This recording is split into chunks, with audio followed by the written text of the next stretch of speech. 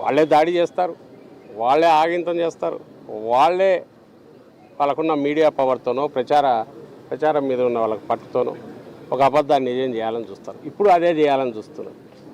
ఇప్పుడు ఏమంటారు, మా లీడర్ను బూతులు తిడతారా అని. మీ లీడర్ను కాదు బాబు అని ఈయన సంస్కారయుతంగా చెప్పాడు. ఎక్కడ జస్టిఫై చేయలే, నేను చేసింది కరెక్ట్ అని అనలా, నేను అనుకుని ఉండాల్సిందేనే అన్నాడు. బట్ అటువైపు నుంచి తిట్టిన బూతులకు అనుకోకుండా రెస్పాండ్ అయ్యాను అన్నాడు. మరి అవి తిట్టలేదా వాళ్ళు?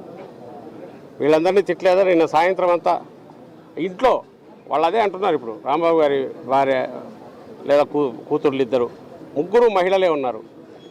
వాళ్ళకి ఆశ్చర్యం వేసేది ఏదంటే, ఉంటే మా నాన్న అక్కడున్నాడు, అక్కడికి పోతారనుకుని మేము సేఫ్ అనుకున్నాము.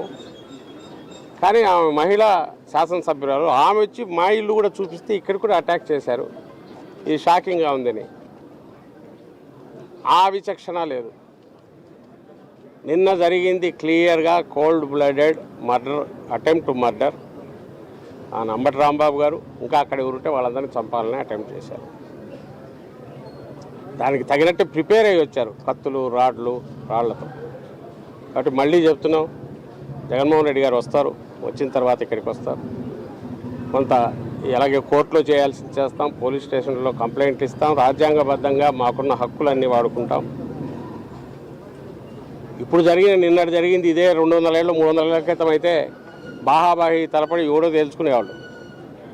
మధ్యలో ఇప్పుడు ఈ రాజ్యాంగము, ఈ వ్యవస్థ ప్రొటెక్ట్ చేయాల్సిన వ్యవస్థ వచ్చి వీళ్ళు పాలకులకో లేదా వాళ్లకు అడుగులకు మడుగులెత్తుతూ ఉండడం, లేదా ఆ పేరుతో ఉన్న అరాచక శక్తులు అధికారంలో ఉన్నామనే అహంభావంతో విర్రవీగే అరాచక శక్తులకు అండగా ఉండడం, ఇది పెనుశాపంగా మారింది. దీన్ని చట్టబద్ధంగానే రాజ్యాంగబద్ధంగానే ఎదుర్కొంటాం.